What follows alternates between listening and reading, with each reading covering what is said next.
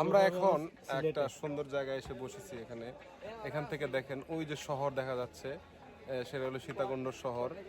আর আমরা এখন আছি চন্দ্রনাথ পাহাড়ের একদম চূড়ায়। এখানে আমরা একটু রেস্ট নিতেছি, কারণ আমাদের যে পরিস্থিতি এখন বর্তমানে, যে আমরা নিচে যে গেলে আমাদের পা ব্যথা হয়ে গেছে সবার। দেখেন সবাই খুবই ক্লান্ত, খুব ক্লান্ত সবাই।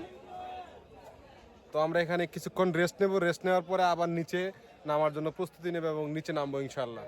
আপনারা সবাই আমাদের জন্য দোয়া করবেন, আমরা যেন সুন্দরভাবে সহি সালামতে নিচে যেতে পারি, নামতে পারি, ঠিক আছে?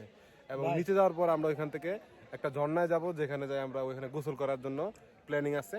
আপনারা সবাই থাকেন আমাদের সাথে, দেখেন আমরা যাই।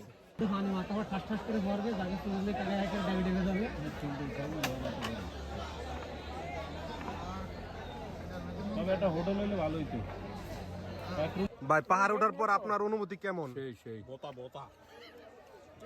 আপনার অনুভূতি কেমন? অনুভূতি ভোতা হয়ে গেছে। জাকির ভাই, আপনার অনুভূতি কেমন? খুবই বিউটিফুল। জাফর ভাই, আপনার অনুভূতি কেমন? ভাই আসলে এক কথায় অনুভূতি প্রকাশ করা যায় না। আমরা হচ্ছে সাতক্ষীরার মানুষ, আমাদের ওখানে আগে বিশাল বন জঙ্গল ছিল, বন্য হাতি, ঘোড়া, তাই আপনার ষাটটার অনেক কিছু আক্রমণ করতো। তো আমাদের ভিটাগুলো অনেক উঁচু হইতো।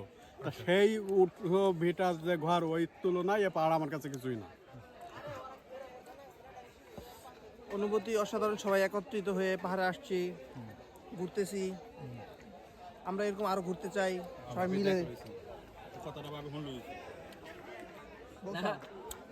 ব্যাচেলার জীবনের ট্যুর মানে চিল, আর বিয়ে তো মাসির তিল মানে প্যারা। দাদা, আপনার অনুভূতি কি? পাহাড়ে আসার পর, ঘুরতে আসার পর আপনার কেমন লাগতেছে? Excellent, excellent, excellent.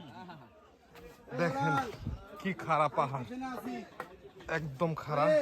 এবং মনে হইতেছে আমরা অ্যামাজন জঙ্গলে আসছি অ্যাডভেঞ্চারে। দেখেন আমার পথ খুব ডেঞ্জারাস। দেখেন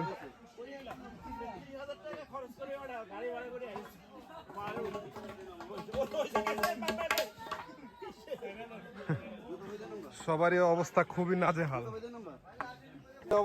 নাজেহাল, সবাই খুব কষ্ট করে আস্তে ধীরে নামতেছে। উঠতে যতটা না কষ্ট হয়েছে, নামতে তার থেকে বেশি কষ্ট হইতেছে, কারণ প্রত্যেকটা স্টেপ আমরা নিচের দিকে দিতেছি আর পায়ের মাসেল ব্যথা করতেছে। খুবই ভয়ানক অবস্থা, সবাই খুবই ক্লান্ত।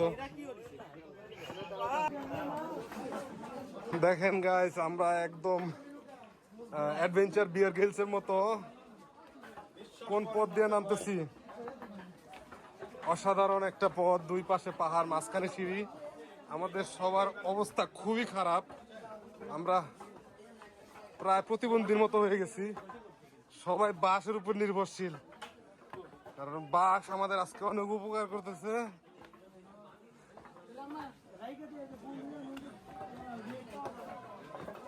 ডেঞ্জারাস জায়গা।